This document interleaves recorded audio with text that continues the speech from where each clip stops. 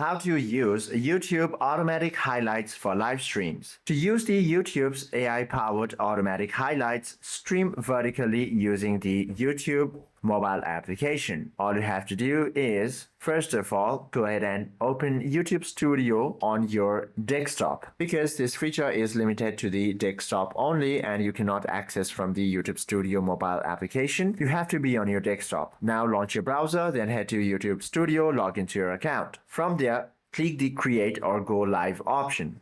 And when an exciting moment happens, tap the Insert Stream Maker from the top right corner of your screen.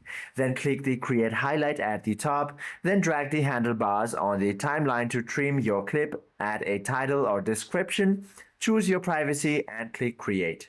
And that is how you can use YouTube automatic highlights for live streams. Hope this video helps you out a lot. If you have any questions or queries, do comment down below.